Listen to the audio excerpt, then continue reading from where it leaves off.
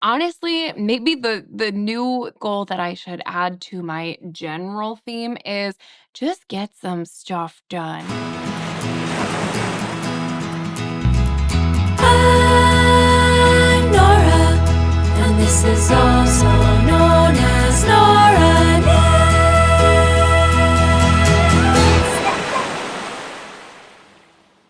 Hello there, I'm Nora, and you're watching, also known as Nora Knits. Thank you so much for joining me for another video today. We're revisiting my original 2026 knitting plans and just trying to see kind of where we're at with them, what's working, what's not working, what we should maybe change or update, or what's already been done. And so I think that without further ado, we should go ahead and dive on in. So, just a quick kind of where we're at so far in the year. As of right now, we're at the end of June. June has ended. We're in July now. And so far, I have finished knitting 5 garments and 6 accessories. All of the accessories have been different versions of my design, the ESO.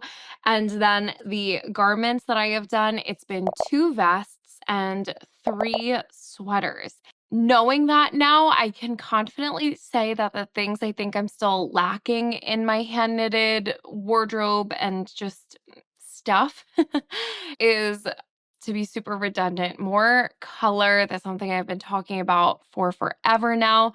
Also, since having done my analysis of different constructions and how I feel like they work for me, I do feel like I could use some more non-drop shoulder sweaters in my wardrobe. And honestly, the most recent eye-opening thing that I need are some tees. I have one hand knit t-shirt and then I have a hand knit t-shirt dress, but I never wear that t-shirt because it's a really heavy. It was a poor pairing with the yarn with the pattern, and so I've just found that that winds up feeling really heavy when I put it on and not like a light refreshing t-shirt as it should. That's something I would love to remedy before the summer's over, is to add at least one more nice lightweight summer tee into my knit wardrobe. Now, in my original 2026 knitting plans video, I had come up with this sort of knitting bingo, little milestones that I wanted to hit along the way. Some of them were specific projects, some of them were just different techniques I wanted to make sure that I used throughout the year. But in addition to that, I had also come up with these different like themes and just main focus points. And those were refined finishes and going the extra mile. In that refined finishes category, I absolutely feel like honestly, everything I've made so far has checked that box. That was kind of why I fell in love with the pattern that I wrote, the ESO. I loved the way that the little cable detail along the edge created something interesting and intriguing in what was otherwise a very basic knit. And then the other things that I've knit so far this year, we had my teddy vest, which included those folded hems all over, really beautiful, refined little details. Same deal on my Artemisia sweater. And then my Chantilly cardigan, I took the time to do that twisted rib finish. I had done the I-cord edges on the cuffs there. And so I do feel like so far this year, I've held pretty true to that refined finishes theme. The other one, going the extra mile. I mean, we could totally bring the Chantilly back up in that category too. Part of doing all of that twisted rib, and I had started it and then found myself having to rip back, absolutely went along with the going the extra mile theme. But I do also have to wonder at this point if that idea of going the extra mile has maybe been hindering me more than it's been helping me. The project that comes to mind right now is my jelly top, my main knits, which has kind of gone on a little hiatus for the summer. And I just think that with that project specifically, I have been really pouring in all of my energy into going the extra mile, and it's almost resulted in kind of stunting progress. It's causing me to hesitate before picking it up because I know I need to do everything just right with it, or else I won't be staying true to my goals for the year. And so that's one that I think I need to back off of just a little bit. I obviously do still believe in going the extra mile with my projects, and I think I really have been.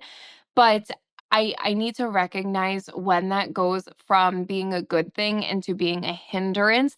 And that's something that I'm glad I'm checking in at this point, halfway through the year, to just reevaluate and kind of see how that goes. So, those were the general themes. I definitely do want to keep those throughout the year with that little just maybe modification. And then as for the rest of the plans, those were more specific. So I'll pop up on here the sort of knitting bingo sheet that I had made, and I'll just run you through those plans I had. So number one was brioche slash half fisherman's rib.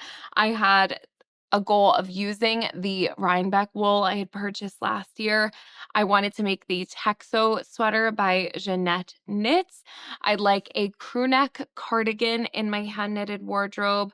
I wanted to release a design, specifically the Christmas cardigan, but we could come back to that. I wanted to make my perfect basic sweater, as well as try and recreate this Aritzia sweater that looks like my dog Osi. I also wanted to use a specific yarn from Stash, which I had purchased in Barcelona last year, and I wanted to make a summer poncho. So now let's get into the nitty-gritty of what's been started, at least at this point, or completed. Starting with the brioche slash half fisherman's rib, I have started the Lanark sweater by Rebecca Clow with that kind of goal being checked off in mind. It's another one that was put away for this summer, but I do absolutely plan to get that back on the needles in time to be wearing this winter and maybe even by the end of the fall. So you guys should be seeing that sweater back on my needles come September the latest. Now, like I said, release design was specifically supposed to be intended for my Christmas cardigan. However, that's because at the time that was the only design I had kind of hashed out. And so at this point, I feel comfortable shifting that goal and calling it checked off because I did release a design, which was my ESO. And while I definitely do still have plans to get through that Christmas cardigan this year, I'm not sure if that's going to be released at the end of this year or beginning of next. And so I want to say that I've accomplished that goal of releasing my first design, just not in the way I had thought in January because the ESO was not even a thing then. And then as for the summer poncho, if you just caught my most recent podcast episode, you will have seen that I had literally just cast on this project. In fact, it's called Summer Poncho by Aver P. I'm using Barocco modern linen. It's 100% linen yarn to knit up this just really cute kind of airy open gauge summery poncho. And so honestly, that should be done by even the next podcast episode, which is super exciting. And then that leaves us with the Rhinebeck wool, the Texo sweater, the crewneck cardigan, the perfect basic, the Osi sweater, and the Barcelona yarn. So now let's work through those goals and see what's going to happen and what we should maybe tweak. And we could start with the Rhinebeck wool. So I had purchased this gorgeous local sheepy wool at Rhinebeck last year. It's the most stunning chocolate brown colorway, but it's got these flecks of gray in it, which just make the most beautiful yarn. Honestly, I'm so happy that I was able to catch this at Rhinebeck. It was like the last thing I had laid eyes on, and I just snagged a sweater's quantity.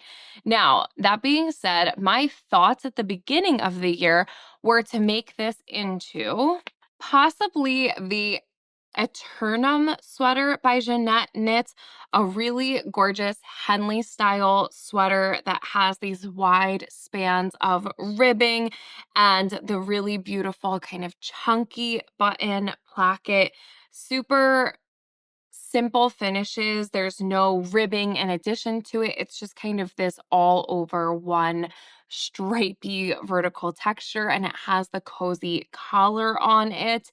I also had fallen in love with this Calgary Bay sweater by Cheryl Mokhtari, another Henley style with a chunky collar and even more chunky button placket. And this one is worked in reverse half fisherman's rib. So I know at the time I was even thinking two birds, one stone with my brioche goals.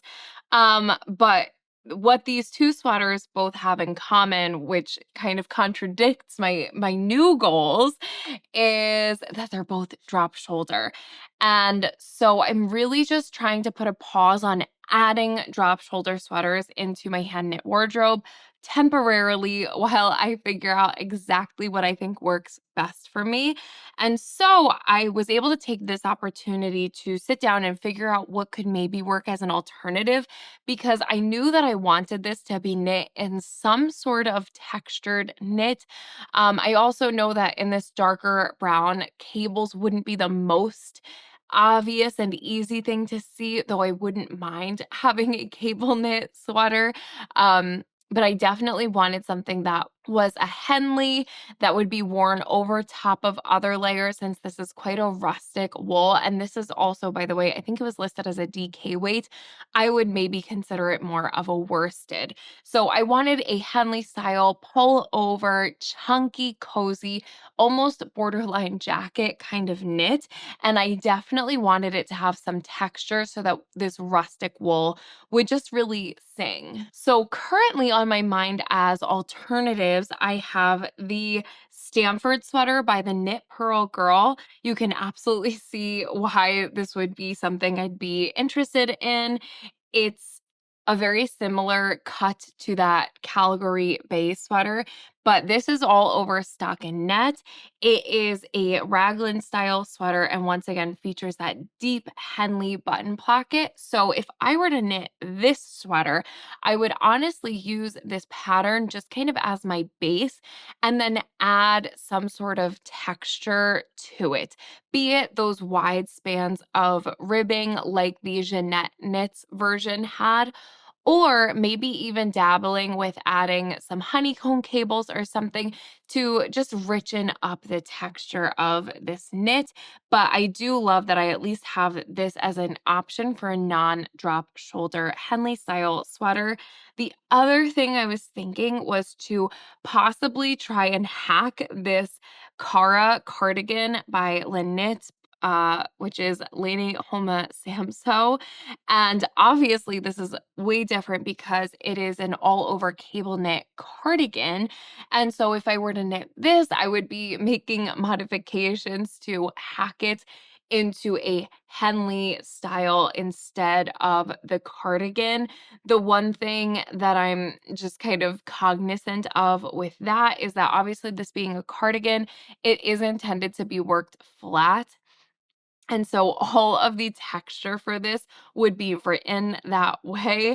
And if I were to say cut it off at the second button from the top and just make that my button placket and then knit the rest of the body in the round, I would then have to go through and make the modifications to the pattern instructions in order to have all of those cables be knit on the right side. So that's just something that I have in mind. But if nothing else, I even think that this kind of texture would be a good source of inspiration to impose onto that Stanford sweater. And just in case you're interested in an all over cable knit sweater that's not a drop shoulder, this looks like such a gorgeous option. I might even put this in the back of my mind for another revision to knitting plans. So I do want to keep my Rhinebeck wool plans on my general 2026 knitting plans. I just want to modify slightly the sweater in which it would be knit up into. And obviously, this is where I'd love to open it up to you if you have a suggestion of what I could use this yarn for that matches this vibe I'm kind of laying out. Please let me know. So the next revision, which is honestly one that I've gone back and back and forth on quite a bit, but it is the Texo Sweater by Jeanette Knits. I forgot to bring this yarn down, but it is Knit Picks Wool of the Andes, and this just cloud. It's a very rich, warm cream colorway. And I've been planning to make this sweater for literally years, but once again, it's the drop shoulder that is throwing me. Now, this is kind of funny too, because I do feel that it's pretty similar to those styles I was just talking about Right, the Texo Sweater is this drop shoulder all over cables. Specifically, there are honeycomb cables, which are my favorites. And then while this one doesn't have actual buttons on it, it does have that kind of Henley drop with the button placket at the top.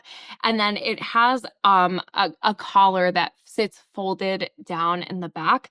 I'm sure if you wanted to, you could even just modify this to add some buttons. But once again, it's the drop shoulder that's throwing me off now that I'm in this headspace of not wanting to add a drop shoulder sweater to my wardrobe temporarily. So I guess my conflict here is that I've been on the fence of just going ahead and knitting it anyway because it's a sweater that I've wanted for so long versus finding something to replace it versus maybe trying to hack it. There's so many different things that I've thought about, or just kind of saying, I do want to make this sweater, but not right now. Maybe once I've bolstered those other constructions in my knit wardrobe a little bit more. So currently, that's kind of what I'm leaning towards is just not using that yarn yet, putting this on pause, saving it for next year and just making that decision then because I do still feel so gravitated towards this pattern. It's just that drop shoulder that I think I have an abundance of in my wardrobe. And with my theory that it's not the most flattering, it feels a little bit counterproductive to add another drop shoulder sweater to my wardrobe right now. So I think for the time being, I am going to remove the Texo sweater from my 2026 knitting plans and instead replace it with a project that I've discovered since making that 2026 knitting plans video that I have the materials for and I do really want to get done before the end of the year. And that is the Bitterroot clog from the Violent Cat Lady. I had purchased this kit earlier this year. So the kit comes with the sole of the clog and then the pattern. And I have yet to figure out exactly which yarn I want to make this in, but I do know that I want to make it before the end of the year. And so perhaps I should utilize this summer heat wave to make some swatches and felt them as they are a felted project. I also think that along with making these clogs, it would be fun to finally do a felt along. I'm really into the idea of felting. I just haven't really executed it well yet. And I know you guys have expressed interest in a felt along. So let me know if that's something you'd want to do. But I do believe it makes the most sense right now to swap out the Texo sweater for these Bitterroot clogs in my 2026 knitting plans. Next, we have the plans for a crewneck cardigan. And I do definitely still want a crewneck cardigan in my hand knit wardrobe. If you haven't sensed the theme already, it's just that all of the plans I had before for a crewneck cardigan were drop shoulder. And now I'm entertaining some different options. I do think that the most likely option at the moment is going to be the Jeanette cardigan from Morica Knit. This was a new pattern just from November of 2025. And from the moment I saw it, I was really intrigued by it. What I'm liking about this pattern right now is that it's a very soft kind of set in sleeve look. From the Ravelry page alone, I can't tell if this is worked as a drop shoulder, but just has a very shallow drop off of the shoulder itself, or if it does in fact have some short rows built into the sleeve. So it's worth investigating a little bit further. But either way, I think that the look of this has really soft lines that would not emphasize or take away from parts of my body that I'm not, interested in bringing attention to. So even if this was actually constructed as a drop shoulder, because the seam doesn't sit halfway down the arm, I think that this would still be worthwhile to put into my hand knit wardrobe. Also, of all of the crewneck cardigans that I've come across, this is one of the only ones that I look at all of the finishes and feel like they got it right. I do like how chunky and folded over the collar is, as well as the double knit button placket paired with the extra tall ribbing at the hem of the cardigan. All of those things kind of go along with my refined finishes goal for this year. And so this feels like a really strong contender. But once again, I'm so open to your suggestions. The next goal I had is one that I've been really, really excited to get to since last year now, and that is the perfect basic sweater. It feels like a lot of pressure to put onto something to make it perfect, but I'd like to get as close to that as possible. So I knew coming into this year that I was going to be doing this analysis of different sweater fits. And I also knew that I had this yarn in my stash that would work perfectly to kind of replicate a sweater that I had years and years ago before I ever started knitting, but I know I wore to pieces. The idea was that that color and just style of oversized sweater always found its way into my wardrobe. It was the perfect like travel sweater that you could wear as a sweatshirt or dress up a little bit more. And it just kind of went with everything. So the yarn that I have for that is this Juniper Moon Farm Patagonia Organic Merino, and this is the colorway Pearl.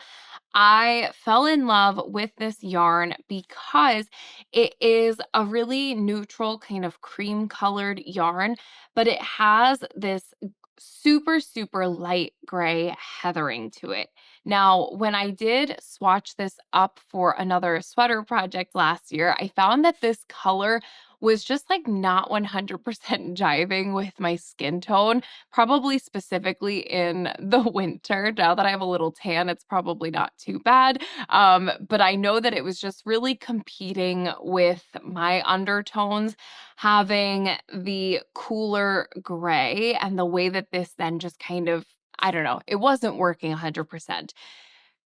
But I have quite a bit of this yarn in my stash since I had purchased it from a local yarn store that was going out of business. And so I thought to warm this up a little bit, but also make it look more like that sweater I'm referencing in the back of my head, I could add this fluff to it. And this color was just honestly the perfect option.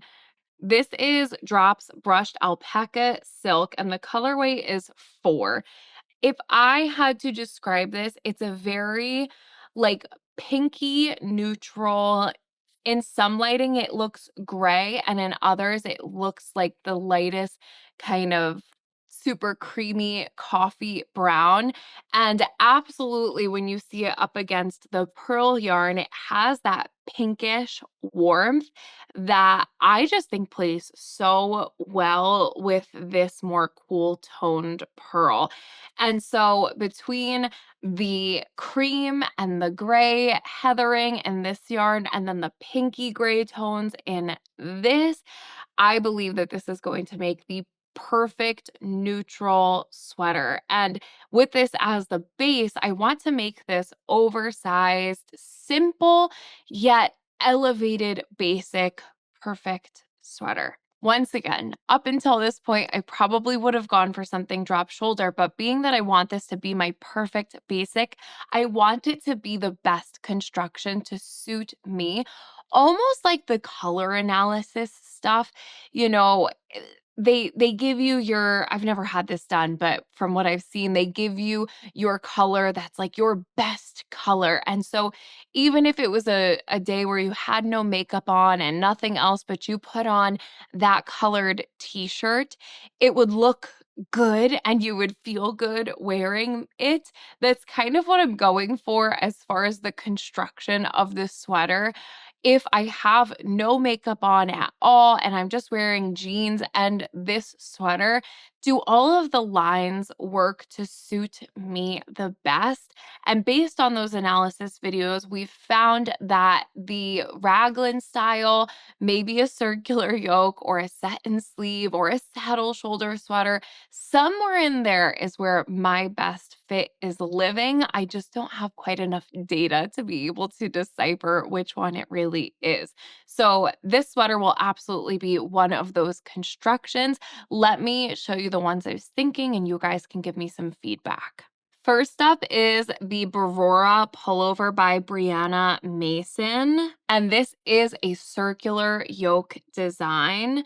It has the kind of mock neck collar, which I'm not 100% sold on yet. I would probably just knit mine as a crew neck, but this would be a good base to start with.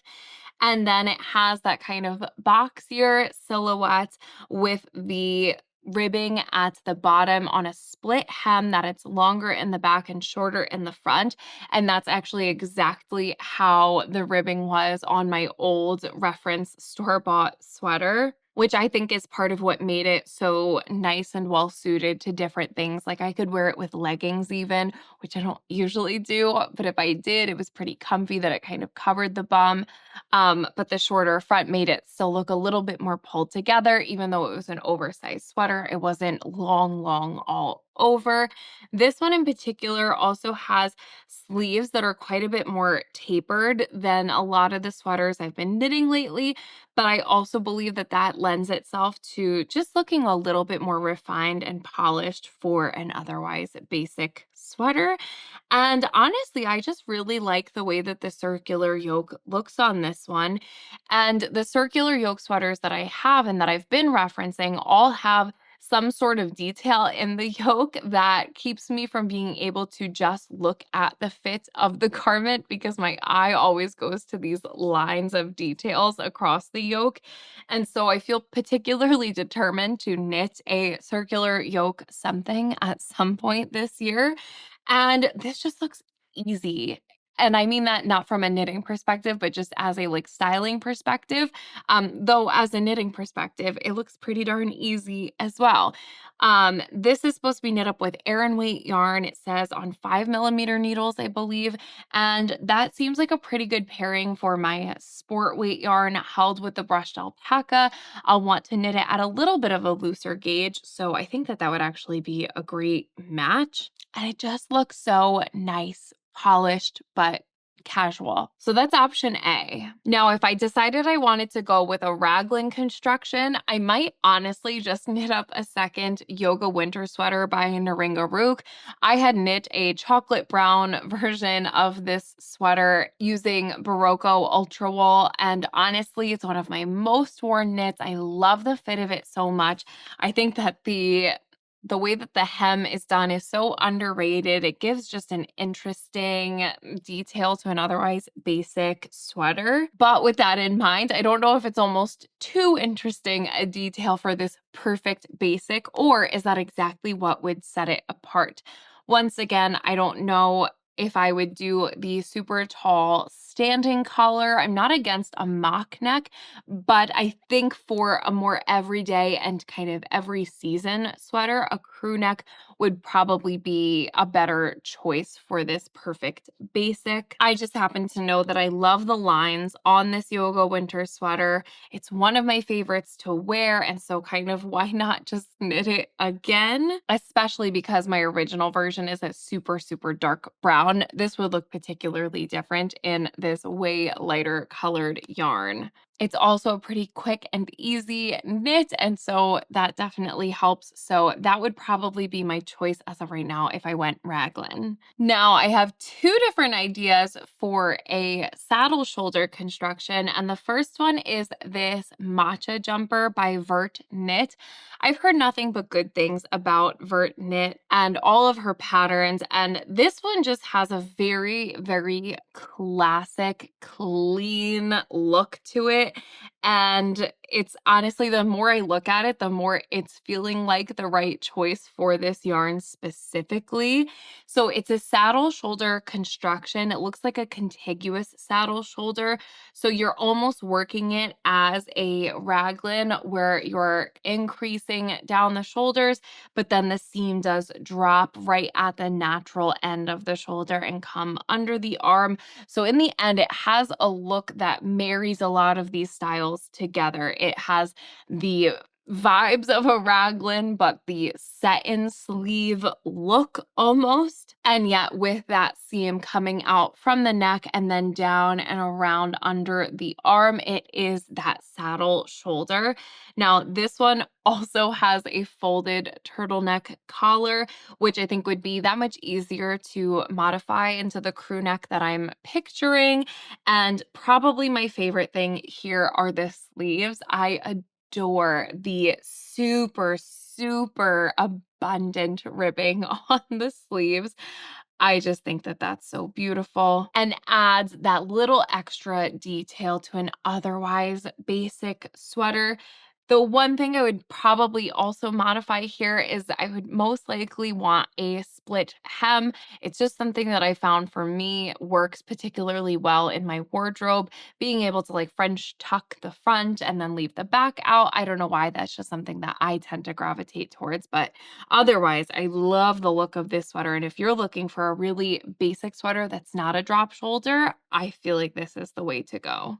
And then the other one that caught my eye for a saddle shoulder construction is the Osi Sweater by Katharina von Blumenthal. And of all of these, this looks the most simple and probably best suited towards the ideas that I've had. So again, working that contiguous saddle shoulder construction, you wind up with these panels on the shoulders that come down and around down the sleeves. This sweater pattern comes with options for this little raw kind of edge funnel neck, as well as the crew neck. Looking at the photos though, I'm honestly more intrigued by the funnel neck for this one. So maybe that kind of throws all of my simplicity out the window. I just kind of like the way that that funnel neck looks, though in this color probably wouldn't be the greatest for me. So crew neck is probably my best bet. I just really appreciated the simplicity of this one. And even if I didn't knit it out of this yarn that I've had set aside for this perfect basic, I could see myself knitting this out of maybe just a good solid color stash yarn that hasn't found another project. Or honestly, maybe even striping this would be kind of fun. Regardless, I just thought it was worthwhile to put it on your radar if you're also looking for a perfect basic sweater that's not a drop shoulder. Then the last couple of plans that I had here is, first of all, my Osi sweater. So I had come across this Aritzia sweater last year and immediately felt that I needed to recreate it with my own puppy Osi as the reference. And I bought the yarn. I literally was so intrigued by this. I started making the charts and everything and then just got sidetracked. So I kind of forgot about it, but I'm glad I'm revisiting my plans because this seems like a fun knit. I have the yarn here. So this is for the most part all concept by Katia cotton cashmere, and it is 90% cotton and 10% cashmere. So this green is what I thought I would use as the base of the sweater as the background.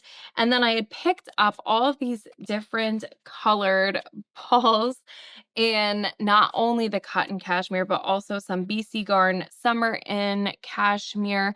I have a couple other colors that I just couldn't pick up right now, but to actually make Osi on this sweater. Now, right now, my biggest hang up is that at first I thought that I would knit this in Tarja since I was just on a big Intarsia kick at the time. And since then have had some battles with Intarsia, which made that idea seem a little bit less appealing. I also did just have a lot of suggestions that I should knit this regardless in with duplicate stitch. So knit the whole sweater in the green and then come back with the duplicate stitch.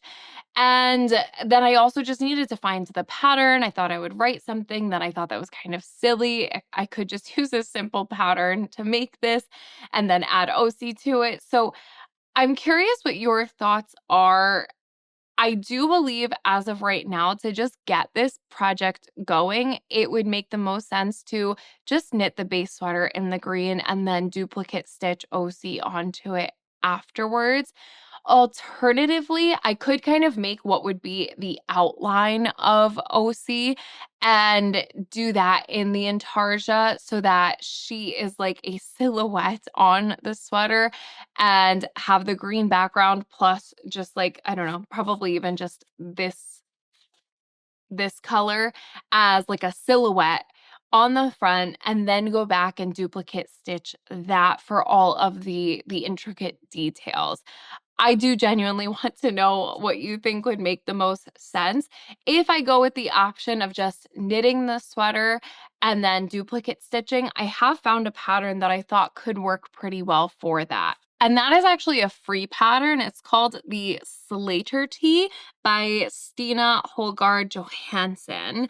And this is actually obviously a t-shirt, but the tricky thing is that that yarn is a sport weight yarn, and it's been honestly a little bit difficult to find a basic like oversized sweater pattern in a sport weight. So this being a free pattern felt like a very low stakes way of getting the base of this and then making the necessary modifications. I also really like the fact that it is a saddle shoulder, so it goes along with my theme of not adding any additional drop shoulder sweaters to my wardrobe for the time being.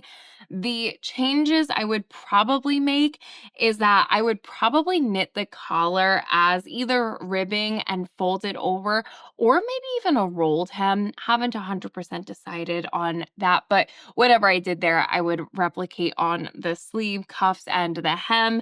And then obviously I would knit mine as a long sleeve style sweater.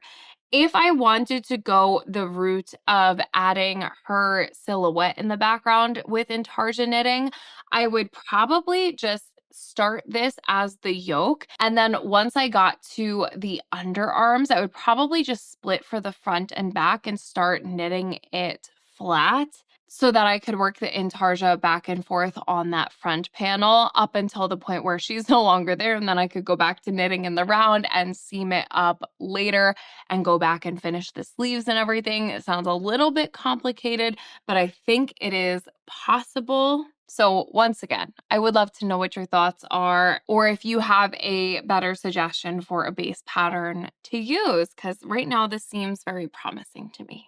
And then the final unresolved plan is the yarn that I had purchased in Girona when I was on my Barcelona trip last year. So this is Casa Sol handmade yarn. It's made in Spain. It is 100% bamboo. And I have 2 giant balls of this. So I actually have a total of 400 grams of this really gorgeous rusty colored bamboo. I do still want to make a shawl out of this. It's just been a matter of finding the right pattern. I specifically want something kind of lacy, which is also intimidating because I'm not that great at knitting lace and I don't enjoy it all that much, but I don't know why this is telling me it needs to be knit into a lacy shawl. So let me just tell you what are right now my favorite options that I've come across recently.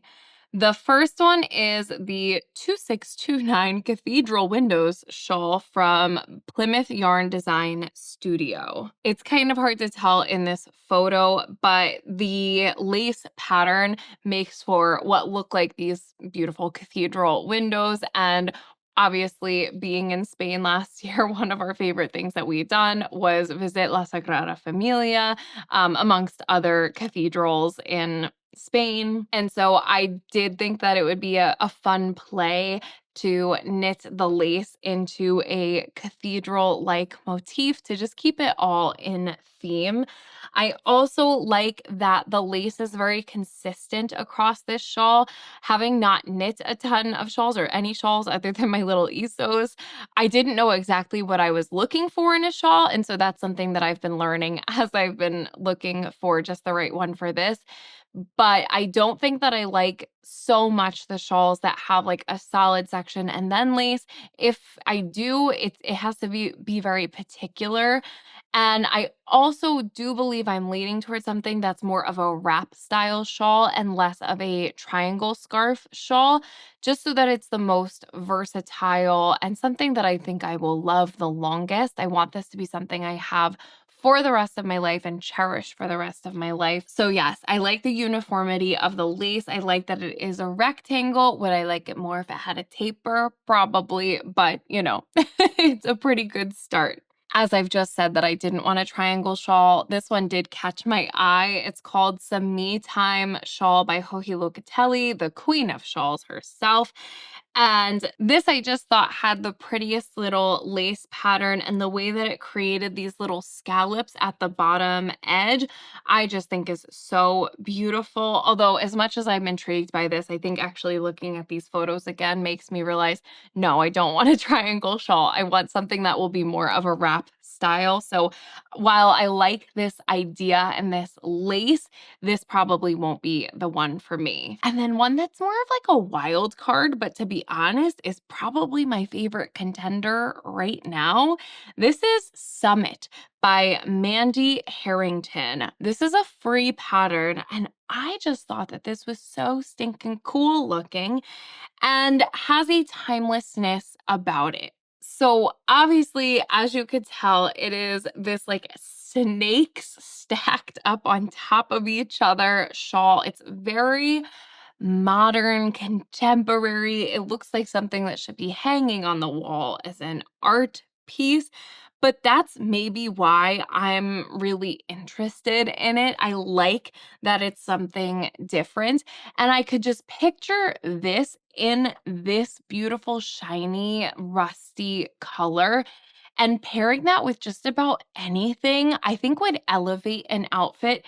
And being that it's not traditional lace, I don't think it would look like I borrowed my grandma's shawl. Not that that's a bad thing, but it's a consideration I have when I'm looking at shawls. She mentions in the notes here that it looks complicated, but it's surprisingly simple. And it's easy to adapt to any width or length, which I think would work particularly well to use up as much of the yarn that I have. This shawl also has over 1,600 projects on Ravelry, which boosts my confidence that much more in wanting to make it. I think it could either go really right or really wrong, which is obviously my main hesitation with this special yarn. But you know what? Let's see how much yarn she had used in the original. So her yarn was fingering. Mine's definitely more of a DK. Well, no, it does look like it would use all of the yarn. I don't know.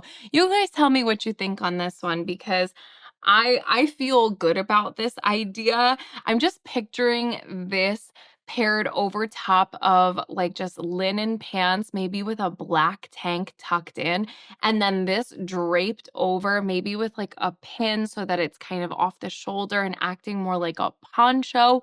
But then similarly could be kind of more bunched up and just worn as a scarf if I was traveling with it and needed to actually use it for warmth. And I kind of just love the idea of it being tossed over dresses and pants and jeans and whatever. And it looks really cool and not too traditional. So I don't know. You guys got to tell me what you think there. And that's kind of the recap of the plans. Now, if I'm being so realistic, I can say honestly, I know that not all of these things are going to get done by the end of the year, especially considering the fact that of these like 9 ideas, I've only started to do or completed 3 of them.